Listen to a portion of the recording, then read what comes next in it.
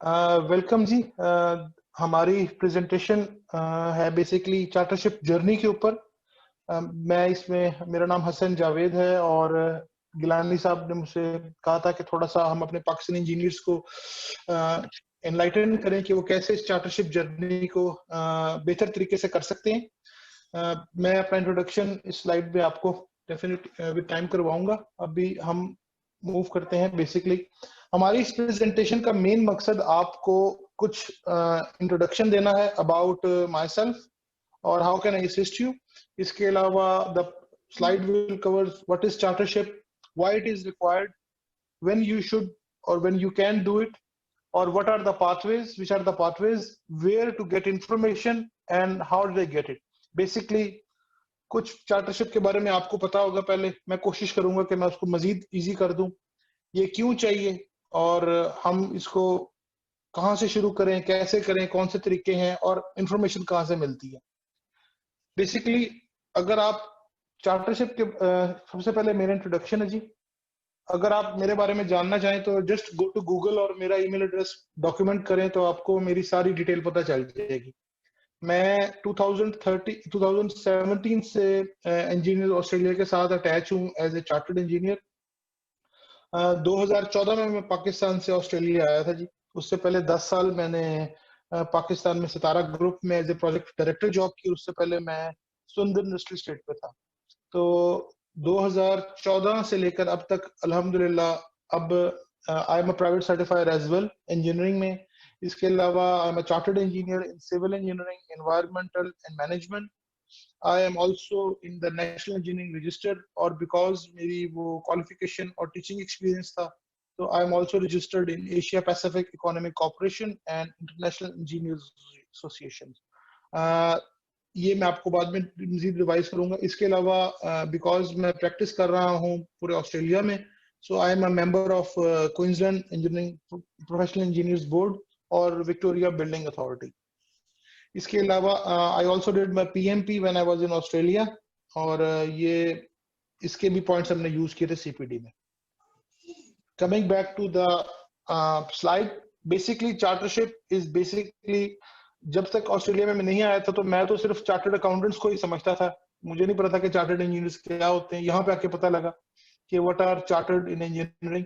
तो अगर हम चार्टर्ड प्रोफेशनल की डेफिनेशन को देखें तो दिस इज एज पर विकीपीडिया कि when you become highly skilled in your profession you are eligible for चार्टरशिप।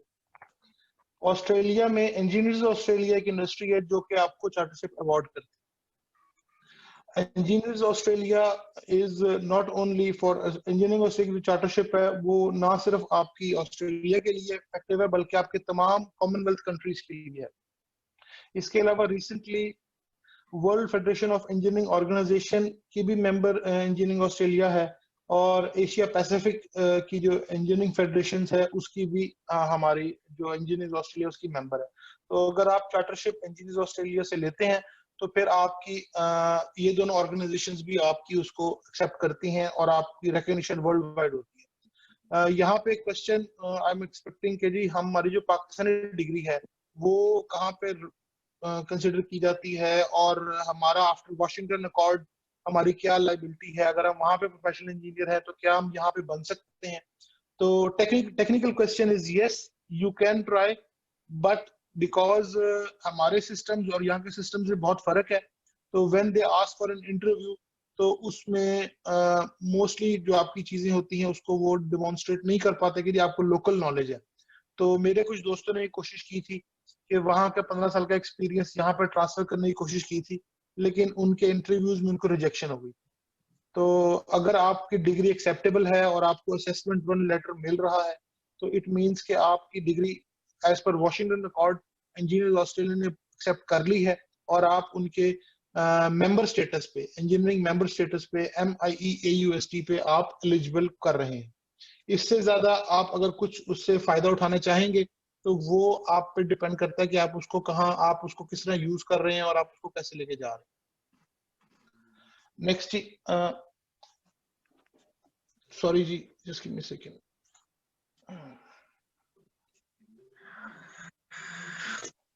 Any question जी सो फार? चलें क्वेश्चन आंसर को हम बाद में करेंगे, पहले मैं इसको रैप अप कर लूं। ये कब जरूरत होती है? बेसिकली जी जैसे मैंने पहले डिस्कस किया कि ये आपकी रिकग्निशन है कि आप एक्सपर्ट हैं इंजीनियरिंग के। ये आपको पीस ऑफ माइंड भी देती है और बहुत से रिक्रूटर्स की नजर में और कंपनी की नजर में this is a tick box for desirable candidates. यानी कि अल्हम्दुलिल्लाह अब मुझे अगर कोई क्वेश्चन, अगर कोई मुझसे रिक्रूटर फोन करता है तो वो मुझसे ये नहीं पूछता कि आप कहाँ काम कर रहे हैं।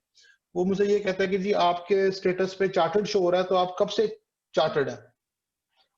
तो दिस मीन्स के मेरा जो 15 साल का एक्सपीरियंस है उसने पहले ही अपनी बुक्स में लिख लिया।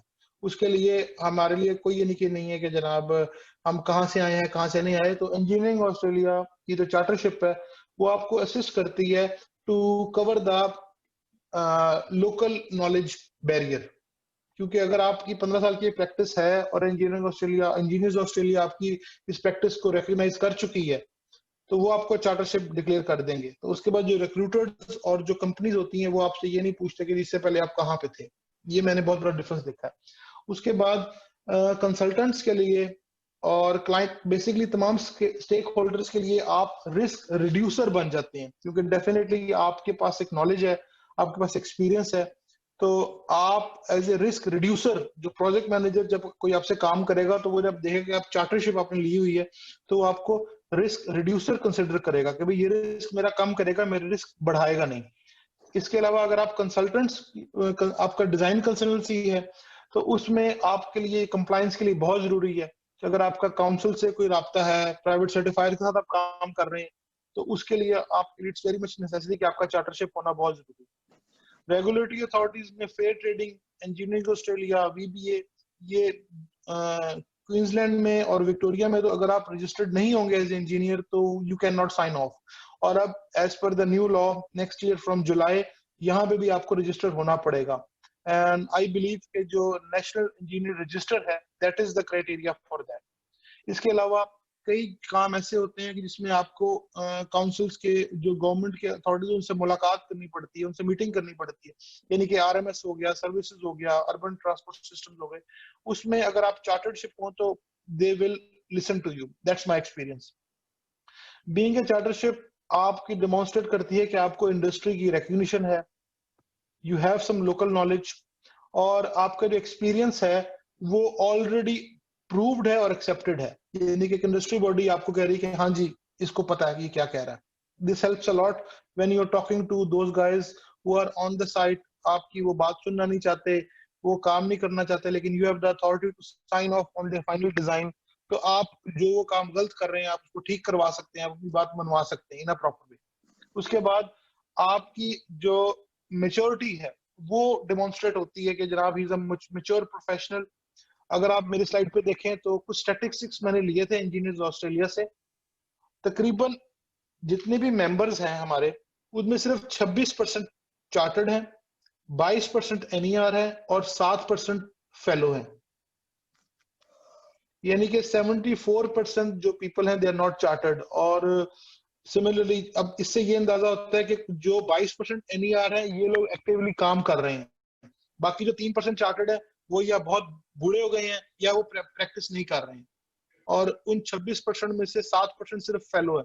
Fellowship is the top rank of engineers Australia. This demonstrates के आप इंडस्ट्री में कंट्रीब्यूट कर रहे हैं और आपकी जो प्रैक्टिस है आप अपनी चार्टरशिप को सही तरह लेके जा रहे हैं।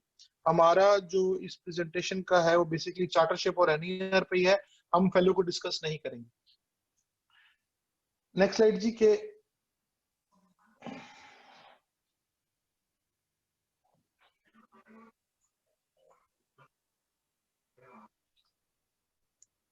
जी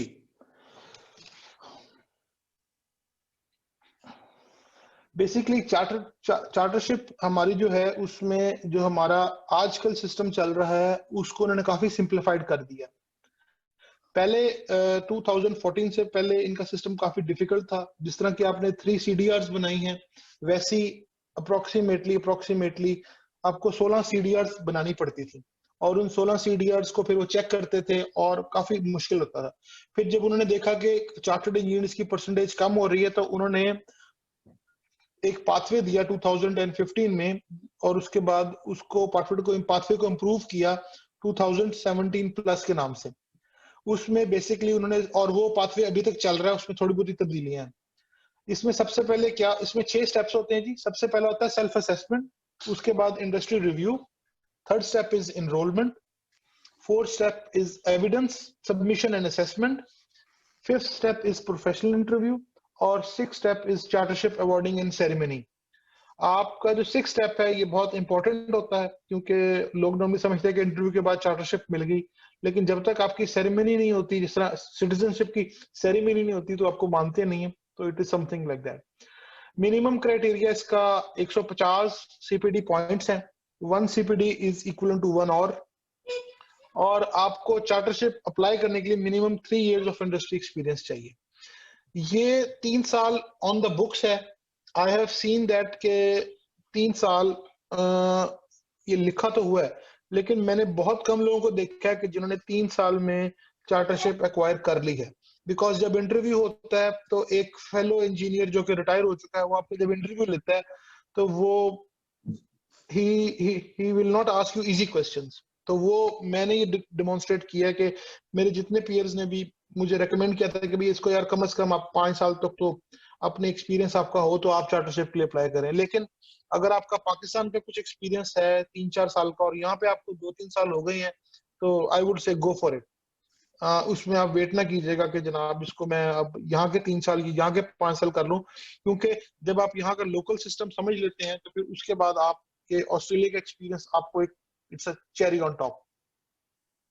self assessment basically ji it's अगर आप ये की वेबसाइट पे जाएं और चार्टरशिप अप्लाई करें तो वो आपको 16 एलिमेंट्स के बारे में बताएगा, और उन 16 एलिमेंट्स में वो आपको ऑप्शन देगा कि क्या आपकी जो स्टेट है वो डेवलपिंग है, फंक्शनल है, प्रोफिशिएंट है और या एडवांस है। बेसिकली ये डिमॉन्स्ट्रेट करता है कि जी आप अपने आप को एनालाइज कर रहे हैं कि क्या मैं अभी सीख रहा हूँ या मैं एक्टिवली काम कर रहा हूँ। फंक्शनल का मतलब है, प्रोफिशिएंट का मतलब है कि मैं काम ठीक कर रहा हूँ और मैं इंडिपेंडेंटली कर रहा हूँ, और एडवांस का मतलब ये है कि जी मैं टीम को लीड कर रहा हूँ और मैं उनको देख भी रहा हूँ और मुझे सारी मैंने ट्रबल शूट कर ली। जब आप इन सेल्फ असेसमेंट को पूरा कर लेते हैं तो उसमें फिर वो आपको बता रहा था कि आप नेक्स्ट स्टेप पे जा सकते हैं कि नहीं जा सकते। इसका सिंपल सा टिप है कि अगर आप किसी भी फील्ड में डेवलपिंग लिखेंगे तो सिस्टम आपको आगे जाने नहीं देगा, क्योंकि अभी आप सीख रहे हैं। तो आई वुड रिकमेंड कि आप आज बेशक इंजीनियरिंग ऑस्ट्रेलिया की वेबसाइट पे चले जाएं, अपना लॉगिन बनाएं और इसको करके देखें। वो आपको फौरन बता देगा कि you are applicable for chartership और you need to develop more in this field. ये 16 एलिमेंट्स जो हैं ये बेसिक एलिमेंट्स हैं। इनमें 4 एथिकल वैल्यूज हैं, 4 आपकी कमर्शियल वैल्यूज हैं, 4 आपकी इंजीनियरिंग नॉलेज है और 4 आपकी लोकल इंजीनियरिंग नॉलेज है। ये मुख्तलिफ एस्पेक्ट्स में आपको कवर हो जाएगा। लेकिन सेल्फ असेसमेंट आप अगर अपने आप से सिंसियर होकर करेंगे तो आई बिलीव के it will be very much easy for you. मैंने जब पहली दफा सेल्फ असेसमेंट की थी तो मैं 2 में अपने आप को मैंने डेवलपिंग शो किया था और उन्होंने कहा था you are not good for chartership. तो फिर मैंने उन पे काम किया, विद इन अ मंथ मैंने दोबारा अप्लाई किया, क्योंकि मुझे प्रोसेस का पता नहीं था। तो मैं तो समझ रहा था कि यहीं पे जनाब क्या कहते हैं उसको, उन्होंने कह देना कि आप चार्टर्ड हैं, आप नहीं chartered. So I would recommend कि आप इन 16 एलिमेंट्स को रिव्यू करें। इनको करने यहाँ तक कि कोई फीस नहीं है, इट्स फ्री ऑफ कॉस्ट, और इट्स बेटर कि आप उन 16 एलिमेंट्स को समझने के लिए अगर ये आज भी कर लेंगे तो it's not gonna effect anything. Self assessment के बाद आता है आपका इंडस्ट्री रिव्यू। इन्होंने थोड़ा सा सिस्टम अब चेंज किया है। पहले ये लोग कहते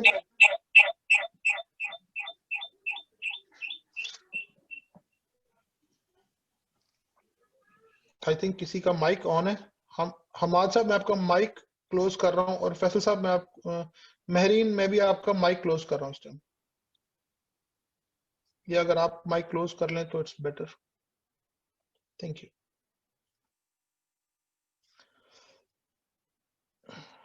ओके, सो बेसिकली फर्स्ट मैं दोबारा करता हूँ कि first step is self assessment. Self assessment के बाद आपका इंडस्ट्री रिव्यू है, फिर आपका एनरोलमेंट है, फिर एविडेंस एंड असेसमेंट सबमिशन है, तो हमने सेल्फ असेसमेंट का वर्क किया, अब हम इंडस्ट्री रिव्यू को देख रहे हैं। इंडस्ट्री रिव्यू बेसिकली मैंने जैसे पहले आपको बताया कि पहले ये होता था कि आप सीडीआर जमा कराते थे और वो चेक करते थे। अब इस चीज को उन्होंने थोड़ा स्पीड अप करने के लिए उन्होंने कहा कि आप एक इंडस्ट्री रिव्यू या रेफरेंस लेकर आए। वो क्या होगा कि जनाब आपको जब आप सेल्फ असेसमेंट क्लियर कर लेंगे तो वो आपको कहेंगे कि जी इंडस्ट्री रिव्यूअर के लिए आप ना हम इंडस्ट्री से फीडबैक लेके आए कि आप कैसे इंजीनियर हैं। उसके लिए वो जो 16 कॉम्पिटेंसी जिन पे आपने पहले अपनी सेल्फ असेसमेंट की थी, वो उसी में आपसे कहेंगे कि आप 16 रेफरीज सबमिट करवाएं कि ये 16 आपको लोग जानते हैं, आप वो आपको काम कर सकते हैं। आपके रिव्यूअर आपके क्लाइंट भी हो सकते हैं, आपका मैनेजर भी हो सकता है जो कि आपकी मैक्सिमम 2 कॉम्पिटेंसीज को साइन कर सकता है। आपका कंपनी का मालिक जो कि इंजीनियर ना हो वो भी आपकी एक या 2 कॉम्पिटेंसीज कर सकता है जो कि एथिकल और मॉरल कॉम्पिटेंसीज हो। आपके मेंटर्स जो हैं, जो आपके कॉलीग्स हैं, जिनके साथ आपकी इंटरेक्शन है, वो आपका आपको आपको आपके रेफरी बन सकते हैं। ये प्रोसेस क्या होता है, इसमें आप उनके डिटेल्स देते हैं और इंजीनियर्स ऑस्ट्रेलिया उनको एक ईमेल कर देती है यदि क्या इस कॉम्पिटेंसी में आप समझते हैं कि मिस्टर एक्स वाई जी ने जो बात की है वो ठीक की है, और उस चीज को सपोर्ट करने के लिए आप एक छोटी सी स्टेटमेंट बताते हैं कि भाई मैंने आपके साथ ये काम किया था, यहाँ मैंने ये हेल्थ एंड सेफ्टी की सिचुएशंस को देखा था, यहाँ मैंने इन चीजों को मद्देनजर रख के ये काम किया था। इस क्योंकि आपने उस टाइम मेरे साथ काम किया था, तो और आप इंजीनियरिंग ऑस्ट्रेलिया के मेंबर भी हैं और आप इंजीनियरिंग ऑस्ट्रेलिया में चार्टर हैं या फेलो हैं, तो काइंडली क्या आप इस चीज को वैलिडेट करते हैं। तो इंजीनियर्स ऑस्ट्रेलिया आपकी वही स्टेटमेंट उठा के वो जो आपने उनको फॉरवर्ड की होती है वही उनको ईमेल कर देता है और वो कहते हैं हाँ जी हम करते हैं। तो फिर it's well and good, you are all good for that competencies. नहीं तो मेरा ये पर्सनल एक्सपीरियंस है कि this is the most time consuming part of chartership journey after CPD. क्या होता है उसमें कि आप किसी को रेफर कर दें, वो आगे से ईमेल का रिस्पॉन्स ना दे, वो टाइम ना निकाल सके, तो आपका केस वहीं पे रुक जाता है। तो मैं रेकमेंड करूंगा कि अगर आप इस स्टेज तक पहुंच जाते हैं तो please talk to your mentors, tell them कि यार ये मैं अप्लाई कर रहा हूँ, इसको देख लेना। इट इज वर्थ मेंशनिंग कि अगर आप सिर्फ एक कैपेसिटी में एक चैप्टर में चार्टरशिप ले रहे हैं तो आपको 16 कॉम्पिटेंसीज में करना पड़ेगा। लेकिन अगर आप डिफरेंट कॉलेजेस को एडअप कर रहे हैं, इस तरह मैंने चार्टरशिप ली है सिविल में, फिर इसके अलावा मेरी चार्टरशिप है एनवायरमेंटल इंजीनियरिंग में, और उसके बाद इसके अलावा मेरी चार्टरशिप है लीडरशिप एंड मैनेजमेंट में। तो 16 कॉम्पिटेंसीज मैंने सिविल के लिए पूरी की और लीडरशिप एंड मैनेजमेंट के लिए मैंने 8 की और एनवायरमेंटल के लिए मैंने 8 पूरी की। इसमें काफी टाइम लग जाता है, तो please think wisely before entering for more colleges अगर आप सिर्फ एक में चार्टरशिप लेना चाह रहे हैं। लेकिन ज्यादा कॉलेजेस में चार्टरशिप लेने का फायदा ये होता है कि you demonstrate that you are willing to go to the next step which is fellowship. इसके अलावा आप अगर कोई इन्वायरमेंटल साइंसेस का प्रोजेक्ट कर रहे हैं या कोई प्रोजेक्ट मैनेजमेंट कर रहे हैं तो आपकी ये चार्टरशिप वहां पे वैल्यूएबल होती है। आपके जितने भी मेंटर्स या जितने भी रिव्यूअर्स हैं, कोशिश करें कि वो चार्टर्ड इंजीनियर्स हों या एनईआर रजिस्टर्ड हो, क्योंकि अगर आप किसी नॉन मेंबर को करेंगे तो उसकी वैलिडिटी जरा टाइम लगा लेती है, क्योंकि फिर इंजीनियर्स ऑस्ट्रेलिया उसको ट्रैक नहीं कर सकते, तो फिर वो उससे डिटेल मांगते हैं। इस एरिया में एक ऑप्शन है कि आप स्टैट डिक्लेरेशन दे सकते हैं अगर आप दूसरे मुल्क से कोई रेफरेंस ले रहे हैं।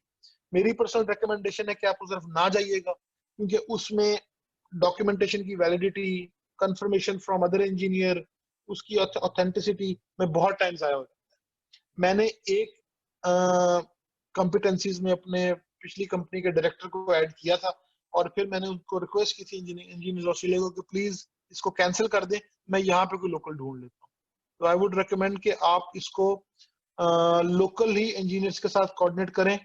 I can be one of your mentors, I can be one of your referee, लेकिन मुझे ये शो करना पड़ेगा इंजीनियर्स ऑस्ट्रेलिया को कि इस बंदे के साथ मैंने ये काम किया या इसने मुझे ये काम दिखाया है। तो प्लीज ये चीज जो है ये आपको टाइम लगेगा इस चीज में, तो आई वुड रिकमेंड के ये आप थोड़ा सा अपने जो नेटवर्क है, अपने दोस्त हैं जिन चार्टर्ड इंजीनियर्स को आप जानते हैं, जिन एनईआरस को आप जानते हैं या नहीं भी जानते, it's not a big deal, तो उसमें आप अपनी वर्किंग आज से शुरू करें, लोगों से मिलें, बातें करें। LinkedIn is a very good resource, apply करें। मैंने ऑब्जर्व किया कि जो लोग प्रोएक्टिवली इस चीज को देखते हैं या करते हैं, उनके बहुत जल्दी कॉन्टेक्ट्स बन जाते हैं।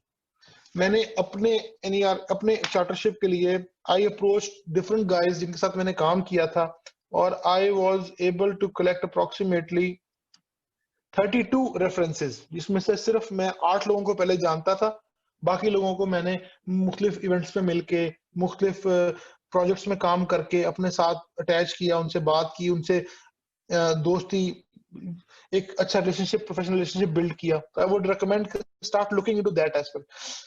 इसमें एक बात है कि जो लोग पाकिस्तान में हैं, यहाँ पे अप्लाई कर रहे हैं पीआर के लिए, वो पाकिस्तान के रेफरेंसेस लगा दें, क्योंकि उनकी वैलिडिटी के लिए कोई मसला नहीं होगा। वो सिस्टम प्रोसेस फिर वहां पे जब उन्होंने एक के लिए करना है, फिर वहां पे उनका पाकिस्तान इंजीनियरिंग काउंसिल का नंबर लगा दें, उनके कार्ड्स लगा दें, तो वो हेल्प हो लेगा। लेकिन अगर आप ऑस्ट्रेलिया में हैं और यहाँ रह के ये प्रोसेस कर रहे हैं, तो मेरा ख्याल से कि it will take more time, rest is up to you. Industry review के बाद जी प्रोसेस आता है where the money has to go to the engineers Australia. आपकी जब इंडस्ट्री रिव्यू पूरे हो जाते हैं, तो वो आपसे कहते हैं कि जी अब आप ऑफिशियली इनरोलमेंट करवाएं। इससे पहले जितना भी काम हो रहा था वो सारा सिस्टम बेस हो रहा था, कोई भी असेसर आपके चीजों को चेक नहीं कर रहा था, सारी चीजें सिस्टम वैलिडेट हो रही थी। आपके इंडस्ट्री रिव्यूज अपने ईआईडी से चेक हो रहे थे, आपके इंडस्ट्री रिव्यूअर्स में वो एक असिस्टेंट लेवल का बंदा उनको फोन कर रहा था, आपके बारे में पूछ रहा था। अब क्योंकि उन्होंने इंश्योर कर लिया कि जी आपके पास स्किल्स हैं, आपकी सेल्फ असेसमेंट ठीक है और इंडस्ट्री में लोग आपको जानते हैं, तो now it's time to do the enrolment. Enrolment में अगर आप मेंबर हैं और आपका स्टैंडर्ड पाथवे आप यूज करेंगे, तो द फी इज $1815। ये हर साल बढ़ा देते हैं थोड़ी बहुत ही, लेकिन दिस इज इंक्लूडिंग जीएसटी और ये टैक्स डिडक्टेबल है। चार्टरशिप नॉर्मली 3 पाथवे से किया जा रहा है आजकल। एक है स्टैंडर्ड पाथवे जो कि मैं रेकमेंड करता हूँ। दूसरा पाथवे है कि वाया इंटरव्यू। अगर आपका एक्सपीरियंस 15 साल, यानी कि आपका टोटल आफ्टर डिग्री एक्सपीरियंस 15 साल से ज्यादा है, तो वो कहते हैं कि जी आप डायरेक्टली इंटरव्यू भी दे दें। लेकिन वो इंटरव्यू काफी सख्त होता है, because they don't know you and they want to make sure कि आपको सारा पता है कि नहीं पता। मैंने अभी तक किसी को नहीं देखा कि जिसने इंटरव्यू में अप्लाई किया हो, तो आई कैन नॉट से मच। इसके अलावा एक और उन्होंने रिसेंटली एंटिटी निकाली है, वाया एकेडमिक्स एंड डिफेंस, यानी कि जो आर्मी के इंजीनियर्स हैं या जो प्रोफेसर हैं, उनको चार्टरशिप की तरफ ये रेकमेंड कर रहे हैं। लेकिन उसकी फीस क्या है, it's not mention on the website. अगर आप अपनी चार्टरशिप के बाद कोई एविडेंस मजीद additional area of practice add करते हैं, तो वो आपको $355.50 एडिशनल पे करना पड़ता है। इसमें ये चीज काबिल गौर है कि ये पैसे लग तो बहुत ज्यादा रहे होंगे, लेकिन आई मस्ट से कि ये आपकी जो इन्वेस्टमेंट है, this is an investment on your self. ये आपकी टैक्स डिडक्टेबल है, और ये अगर आप इसको पे कर रहे हैं, तो ये at the longer run you will get it back from the system. आपकी सैलरी में आपको बेनिफिट होगा, आपका पर्सनल कॉन्फिडेंस बूस्ट होगा, और दे नो कि you are serious from that point. Normally इसके बाद वो आपसे एविडेंस मांगते हैं जो आपने पिछली कॉम्पिटेंसीज में दिया होता है, और नीचे मैंने कुछ टाइम फ्रेम डिस्क्राइब किया है। इसमें जो एविडेंस की डिस्कशंस हैं, वो नॉर्मली सिस्टम में कहते हैं कि वो 3 वीक्स होता है, लेकिन realistically speaking they take 10 to 12 weeks, यानी कि 3 से 4 महीने इस प्रोसेस को लग जाते हैं। उसके बाद एविडेंस की असेसमेंट है। वो कहते हैं कि जब आपके तमाम एविडेंस ग्रेड 2 का ऑफिसर ओके कर देता है, तो फिर ग्रेड 1 का उसको असेस करता है। नॉर्मली सिस्टम या ये आपको इंजीनियर्स ऑस्ट्रेलिया आपको 5 वीक्स का टाइमलाइन देता है, लेकिन ये रियलिस्टिकली स्पीकिंग 8 to 10 वीक्स का प्रोसेस है। उसके बाद आपको जो प्रोफेशनल इंटरव्यू होता है, वो 3 से 4 वीक्स में आपका हो जाता है। इसके बाद उनकी सेरेमनी हो जाती है। तो ये एक टाइमलाइन है कि जिसको आपको मैच करना है, यानी कि अगर आप उसको ओवरऑल देखें, तो आपका 6 महीने से 8 महीने कहीं नहीं गए आपका इस प्रोसेस से आगे। लेकिन ये अगर आप इसको सीरियसली या आप इसको कंसिस्टेंटली करेंगे तो आई मस्ट से कि आपको पता भी नहीं चले।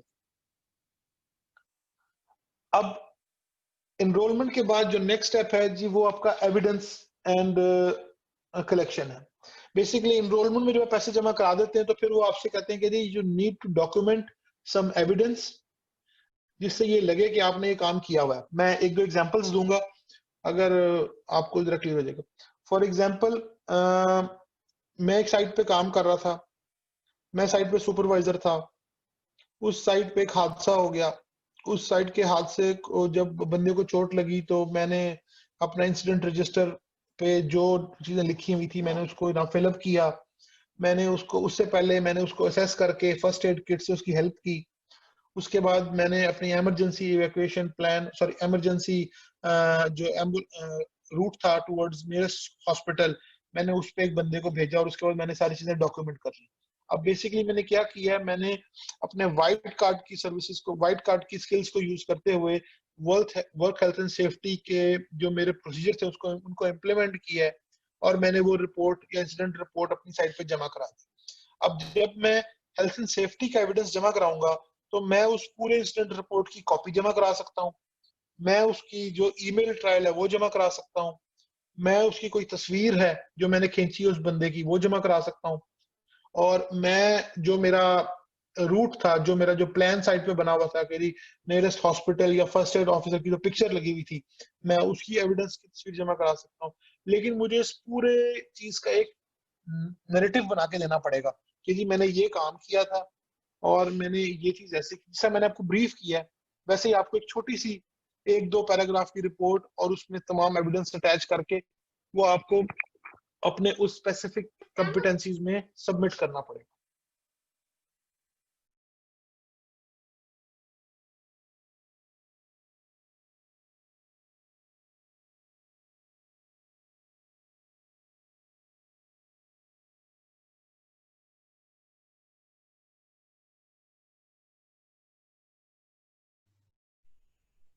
जी हसन, आपकी आवाज़ आना बंद हो गई है।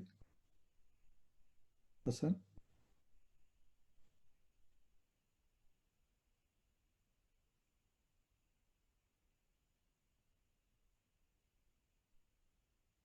अगर आपकी कोई पाकिस्तान में काम किया हुआ है तो वो डेमोन्स्ट्रेट यहाँ पे करना थोड़ा सा मुश्किल हो जाएगा, क्योंकि उसमें आप ऑस्ट्रेलियन स्टैंडर्ड्स को रिफ्लेक्ट नहीं कर सकते और जो यहाँ पे टर्मिनोलॉजी यूज होती है वो पाकिस्तान में यूज नहीं होती, तो असेसमेंट ऑफिसर आपका थोड़ा सा परेशान हो सकता है।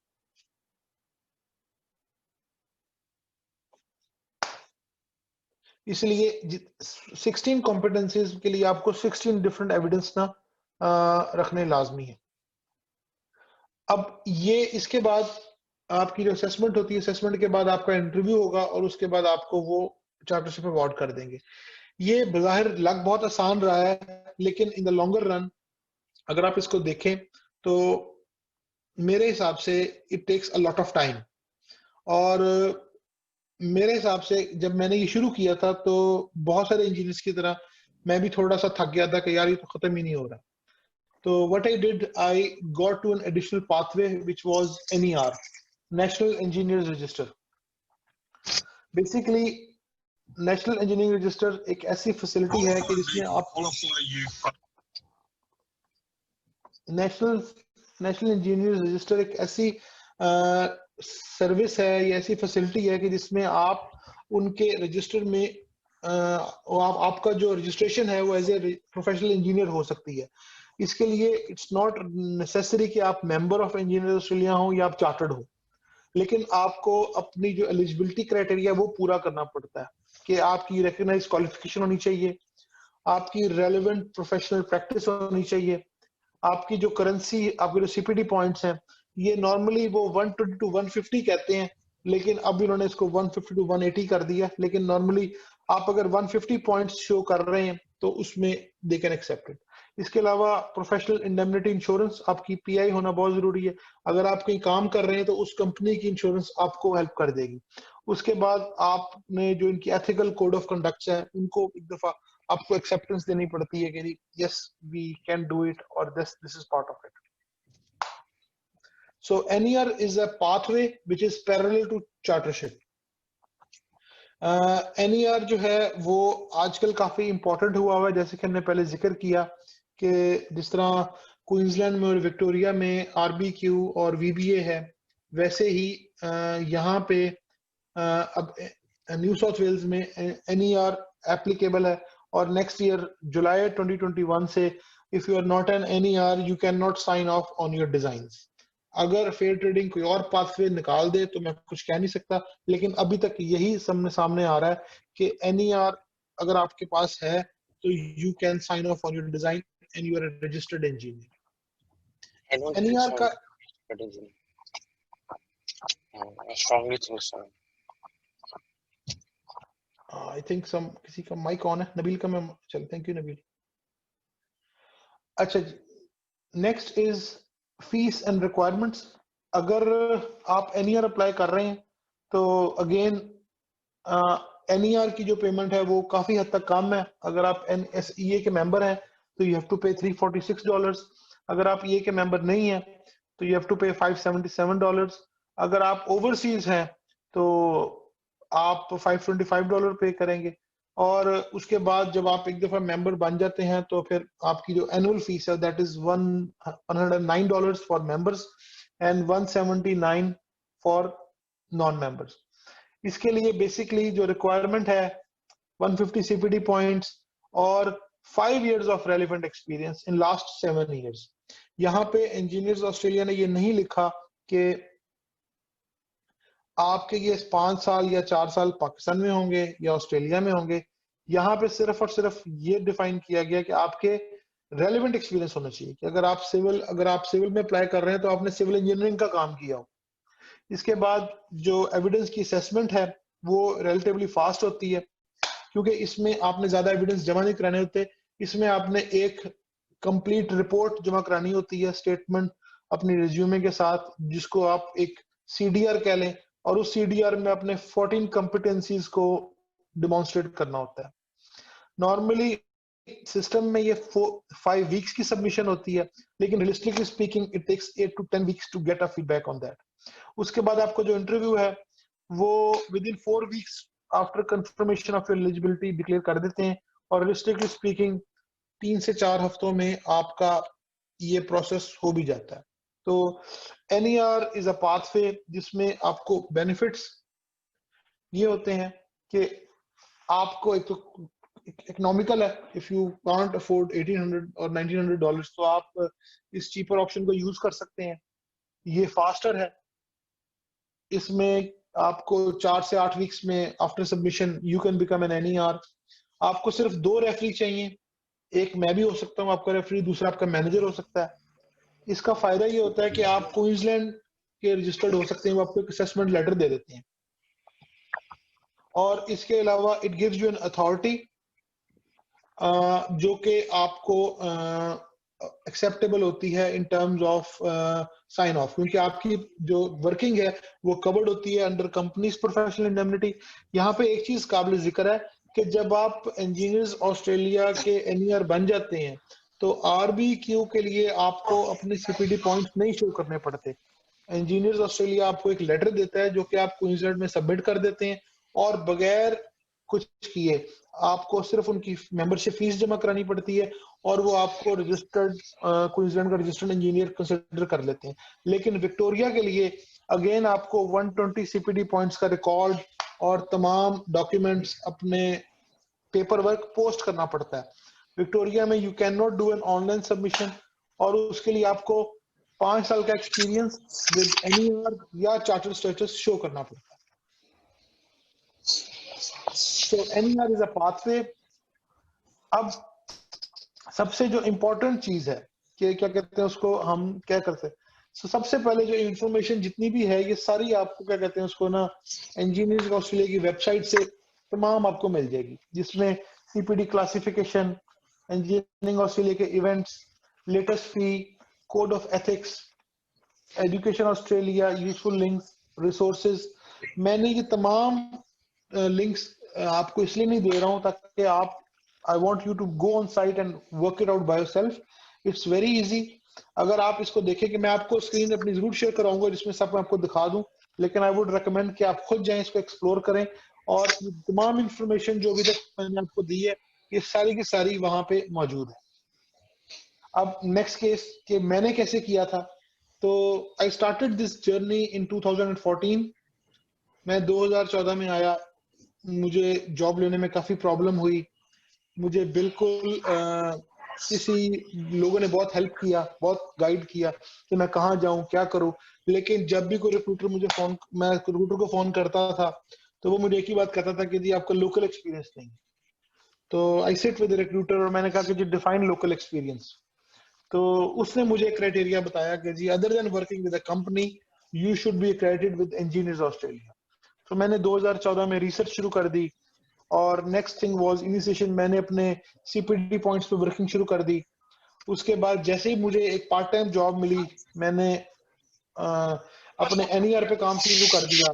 मेरी जो एनईआर की कॉम्पिटेंसी थी, मैंने 2 कॉम्पिटेंसी स्टेटमेंट बनाई, एक मैंने पाकिस्तान का एक्सपीरियंस लिखा और एक मैंने लोकल एक्सपीरियंस लिखा। जैसे ही मुझे उस जॉब में 2 साल हो गए तो मैंने जनाब एनईआर के लिए अप्लाई कर दिया और एनईआर के पूरे 1 साल के बाद मैंने जनाब 8 महीने के बाद मैंने जनाब चार्टरशिप के लिए अप्लाई कर दिया। उसमें उसके बाद बेसिक चीज क्या है कि you have to adopt a continuous approach and you have to do baby steps. ये पूरा प्रोसेस मेरा 5 साल में 4 साल में पूरा हुआ, लेकिन कॉन्टिन्यूसली आपको सीपीडी पॉइंट्स के लिए काम करना पड़ेगा, कॉन्टिन्यूसली आपको लोगों से बात करनी पड़ेगी, रिकॉर्ड्स बनाने पड़ेंगे। और अगर आप 1 घंटा 1 वीक में सीपीडी पॉइंट्स के लिए निकाल दें तो 3 साल में आपके 150 सीपीडी पॉइंट्स हो जाते हैं, विच इज मिनिमम।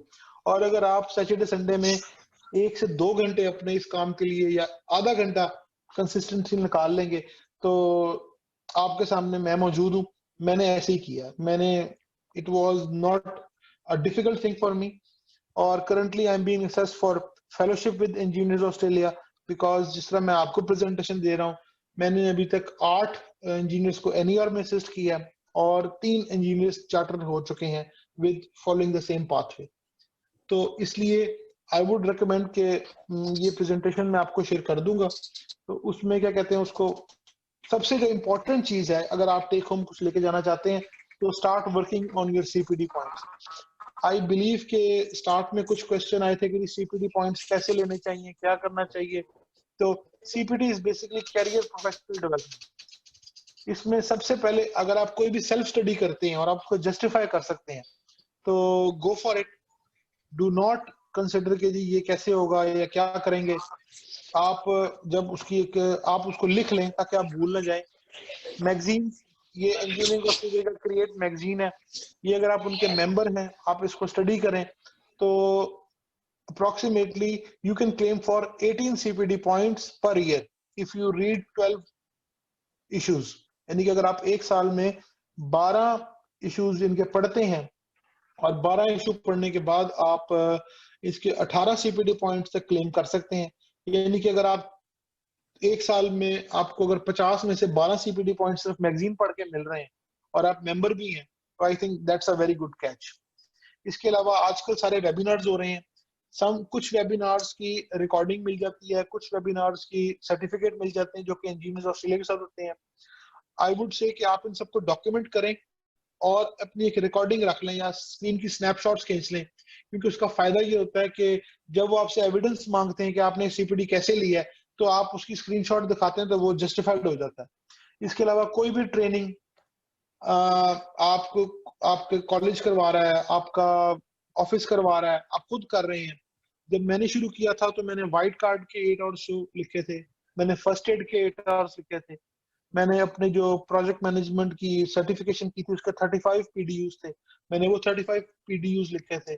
इसके अलावा मैंने कुछ लोकल ट्रेनिंग्स ली थी, certificate for in training and assessment, तो उसके मैंने 20 घंटे लिखे थे। तो यू कैन डू दैट, लेकिन वही बात है कि आप उसको डिमॉन्स्ट्रेट करें।